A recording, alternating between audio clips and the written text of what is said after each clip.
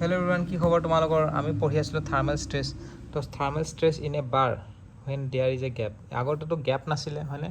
আগতে কি আছিলে ৰেষ্ট্ৰিক্ট কৰি আছিলে, এটা ওৱান ডাইৰেকশ্যন, এটা টু ডাইৰেকশ্যন, এটা থ্ৰী ডাইৰেকশ্যনত ৰেষ্ট্ৰিক্ট কৰিছিলে হয়নে?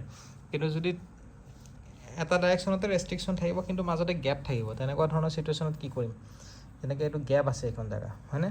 তো তেনেকুৱা ধৰণৰ জেগাত আমাৰ কিমান গেপ আছে? ডেল গেপ আছে, ডেল। তো আমাৰ যোনটো এলংগেশ্যন হ'ব এইটো ডেলৰ সমান হ'ব হয়নে? আমাৰ যোনটো এলংগেশ্যন হ'ব এইটো ডেলৰ সমান হ'ব। তো আমাৰ টোটেল এলংগেশ্যন কিমান হ'ব? টোটেল ইমানমান হ'ব, আৰু ৰেষ্ট্ৰিকশ্যন কিমান কৰিব? ইমান কৰিব। তো ৰেষ্ট্ৰিকশ্যন এইখিনি মাইনাছ কৰিব লাগিব, তেতিয়া আমাৰ ডেল। তো ডেল ইজ ইকুৱেল টু কিমান হ'ব? L alpha delta T minus restriction, সেইটোৱে লিখিছোঁ। তো ডেল ইজ ইকুৱেল টু কিমান হ'ব? টোটেল এলংগেশ্যন যোনটো ডেল হ'ব, সেই del is equal to total minus এই ৰেষ্ট্ৰিকশ্যনটো, mechanical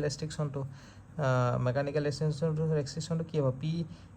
P L divide by A E, আৰু এইটো টোটেল এলংগেশ্যনটো কিমান হ'ব? এল আলফা ডেল্টা টি, সেইটোৱে del is equal to L alpha delta T minus P L divide by E. সেইটো কৰি পেলাই আমি ইয়াৰ পৰা ষ্ট্ৰেছটো ওলাব পাৰিম, মানে বুজি পাইছা? ষ্ট্ৰেছটো কেনেকৈ ওলাম বুজি পাইছা নহয়? আমাৰ যোনটো টোটেল এলংগেশ্যন হ'ব, টোটেল এলংগেশ্যন মাইনাছ এইটো, তেতিয়াহ'লে আমি ডেল পাম, ৰাইট? তো সেইটোৰ কাৰণে ডেল ইজ ইকুৱেল টু কি? Total elongation, thermal elongation L alpha delta T minus P L divide by A E. সেইটো কৰি দিয়াৰ লগে লগে সেইটো ইজ ইকুৱেল টু ডেল হ'ব, সেইটোৱে লিখিছোঁ আমি ইয়াতে।